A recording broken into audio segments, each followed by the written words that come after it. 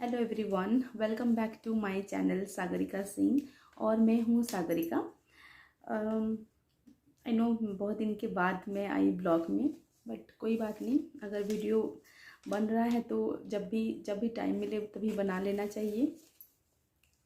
अभी मेरा ऑफिस भी स्टार्ट हो गया है तो थोड़ा टाइम कंस्ट्रेंट है।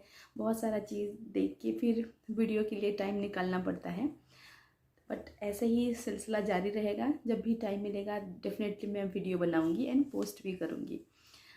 यू नो ऐसे ही मुझे सोचते सोचते एक स्ट्राइक हुआ कि अभी गर्मी का सीज़न आ गया है। जब हम लोग बचपन में छोटे थे, गर्मी का सीज़न मतलब समर वेकेशन एंड गर्मियों की छुट्टी मतलब दोपहर में लॉन्ग टाइम के लिए सोना। और जब हम लोग सोते थे तभी भी हम लोग कहानी सुनते थे।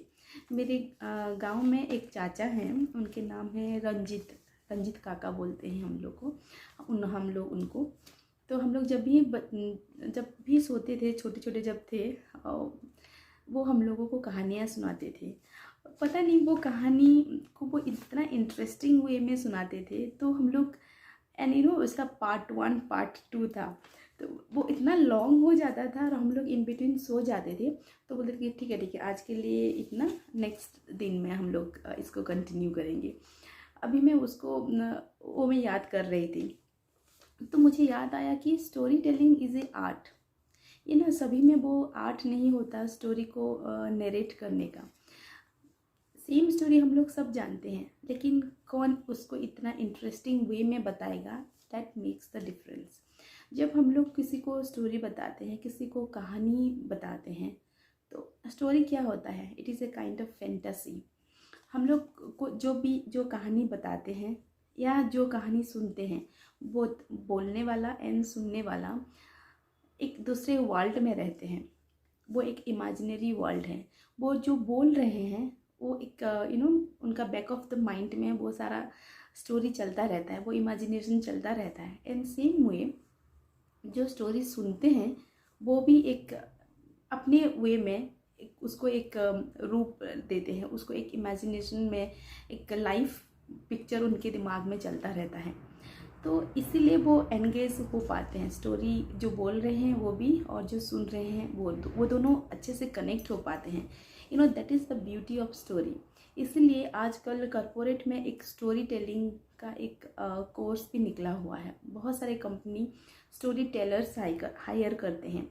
वो लोग क्या करते हैं, बहुत बड़े बड़े केस स्टडी को या फिर कोई इंसिडेंट हो गया उसमें वो कंपनी कैसे रिकवर किया, उसको एक सिंप्लीफाई वे में, बहुत ही इंटरेस्टिंग वे में सबको प्रेजेंट करते हैं, ताकि लोगों को बोरिंग ना लगे, इतना टेक्निकल ना लगे और सबको ही वो स्टोरी सुने और उसमें जो मोरल ऑफ द स्टोरी होता है उसको अच्छे से समझ पाएँ।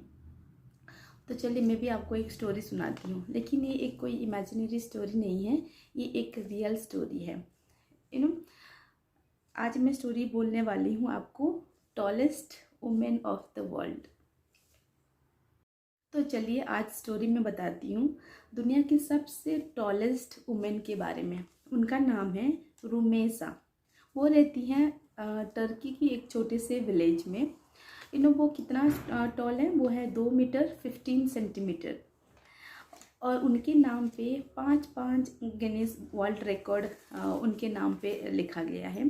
जैसे कि tallest women in the world, tallest teenager, longest hand, tallest finger, ऐसा करके टॉलेस्ट लॉन्गेस्ट उनका बैक, वो जितना टॉल होंगे उतना उनका बैक भी उतना ही लंबा होगा। तो ये सारे वर्ल्ड रिकॉर्ड्स उनके नाम पे हैं। वो ना काफ़ी फेमस पर्सनालिटी हैं, तो उनकी वो मिलने दुनिया की बहुत मतलब चारों ओर से उनको मिलने आते हैं एंड उनके बारे में जानने की कोशिश करते हैं। लेकिन इतना फेमस होने के बावजूद उनका लाइफ उतना ईजी नहीं था। जब वो छोटी थी तो उनको एक डिजीज़ हो गया था जिसको बोलते हैं कि वेवर्स सिंड्रोम। वेवर्स सिंड्रोम क्या होता है, वो body, it is a genetical mutation. दुनिया में 50 लोग हैं, दुनिया में इतने सारे लोगों में से ओनली 50 लोग हैं जिनको ये सिंड्रोम्स हुआ है। मतलब ये तो जेनेटिक है ही, बट जीन का म्यूटेशन से ये एक एबनॉर्मल डिजीज़ हो जाता है। इसमें क्या करता है, बॉडी को नॉट 1 और 2 टाइम, 7 to 10 टाइम उसका ओवर ग्रोथ कर देता है। मतलब जब रुमेसा 7 इयर्स की थी, वो अपनी माँ बाबा जितनी हाइट्स उनका हो गया था। तो आप सोच सकते हैं 2 मीटर 15 सेंटीमीटर, मतलब 2 आदमी के बराबर का।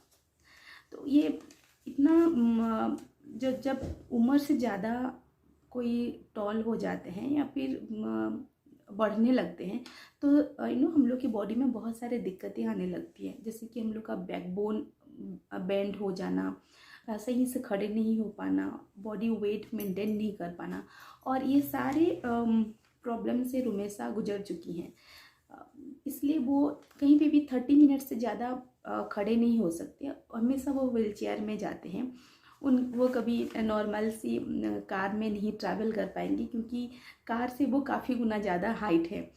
कभी नॉर्मल बस से ट्रैवल नहीं कर पाएंगी। तो उनके घर में जितना भी है, उनका ड्रेस, शूज़ हो गया, उनका बेड हो गया, वार्डरोब्स हो गया, सब कस्टमाइज्ड है, क्योंकि वो थोड़ा डिफरेंट है लोगों से। तो उसी की उनके हाइट को देखते हुए वो सारा कस्टमाइज्ड किया गया है। वो कभी एरोप्लेन में भी ट्रैवल नहीं किए हैं। इस ईयर फर्स्ट टाइम वो एरोप्लेन से ट्रैवल किए हैं, and she was very excited for that. और जो प्लेन में भी गए हैं वो लोग भी काफ़ी एक्साइटेड थे। वो लोग 6 या 7 सीट्स को हटाना पड़ा उनके लिए एक सीट बनाने के लिए। तो it is a kind of syndrome. लेकिन रुमेसा कभी इसके लिए, she was never depressed, never sad, बल्कि जब ज़रूरत से ज़्यादा उनका हाइट होने लगा, उनको स्कूल या कॉलेज या कोई भी यूनिवर्सिटी में जाके रेगुलर स्टडी करने में प्रॉब्लम हुआ, लेकिन इसमें उनका पढ़ाई में कोई भी प्रॉब्लम नहीं हुआ। वो हमेशा होम स्कूलिंग किए हैं, और वो बहुत सारा ऑनलाइन कोर्सेज करके वो फ्रीलांसर हैं।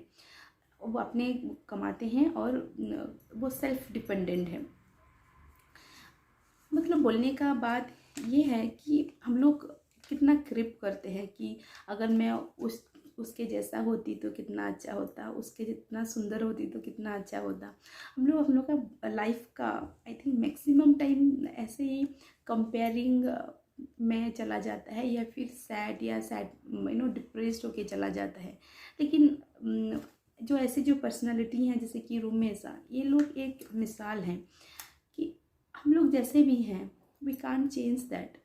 हम लोग का बॉडी है, गॉड गिवन है, लेकिन हम लोग उसमें से भी अपना बेस्ट वर्जन निकाल सकते हैं अपने बिहेवियर से, अपने रिस्पॉन्सिबिलिटी टूवर्ड्स आवर सोसाइटी से। दैट मेक्स द डिफरेंस, ना कि हम लोगों का बॉडी टाइप। तो मुझे ये स्टोरी सुन के इतना अच्छा लगा और बहुत ही मोटिवेशनल लगा, इसलिए मैं सोची आपके साथ भी ये शेयर कर दूँ। मुझे लगता है कि जब भी हम लोग को थोड़ा डिप्रेशन में जाने लगे या फिर कभी सैड होने लगे, तो हम लोग को ज़्यादा से ज़्यादा बुक पढ़ना चाहिए, या फिर आजकल इंटरनेट में बहुत सारा चीज़ है, अच्छा चीज़ है जिसको पढ़ना चाहिए, ताकि हम लोग सोच पाएँ, हम लोग ये आइडेंटिफाई कर पाएँ कि ये तो कुछ भी नहीं है। लोग इससे भी बुरा फेज से गुजर के बहुत सारे चीज़ अपने लाइफ में अचीव किए हैं। तो जब आप स्टडी करोगे, पढ़ाई करोगे, तो आपको ये सब पता चलेगा, ना कि डिप्रेस होके घर में बैठ के और वही सेम बात बार बार सोच के तो कुछ होने वाला नहीं है। इसलिए the more you explore through books और through internet, the better information you will get, चाहे वो आपकी मेंटल हेल्थ के बारे में हो या फिज़िकल चैलेंजेस के बारे में हो। बोलने का मतलब ये है कि एक टाइम के बाद हम लोग पढ़ना बंद कर लेते हैं। ऐसा लगता है कि हाँ, जितना मेरे पास है उतना काफ़ी है और ज़्यादा का ज़रूरत नहीं है, मुझे सब पता है। और उसी में से अगर कुछ गड़बड़ हो जाता है तो लगता है कि अरे लाइफ तो ख़त्म। एंड वहीं फेज से हम लोग का डिप्रेशन या फिर सैडनेस शुरू होता है। तो इसलिए लाइफ में हमेशा पढ़ाई जारी रखना चाहिए, एक्सप्लोर करते रहना चाहिए। आजकल तो बहुत सारा मीडियम्स है, ऐसा नहीं कि हम लोग खाली बुक या बुक में ही रह जाएं, बुक का ही स्टडी करते रहें। बहुत सारा मीडियम है, सोशल मीडिया में, इंटरनेट में बहुत सारे आपको आर्टिकल्स मिल जाएंगे, ऐसा ही मोटिवेशनल आर्टिकल्स। तो वो सब आप जितना एक्सप्लोर करोगे, आप हम लोग के लिए अपना mental health and physical development के लिए भी अच्छा है। चलिए, इसी नोट के साथ मैं ये ब्लॉग बंद करती हूँ। आपको अगर थोड़ा सा अच्छा लगा तो प्लीज़ लाइक कर दीजिएगा, और हो सके तो थोड़ा फ्रेंड्स एंड फैमिली में से थोड़ा शेयर कर दीजिए। तब तक good bye and good night from me. Tata.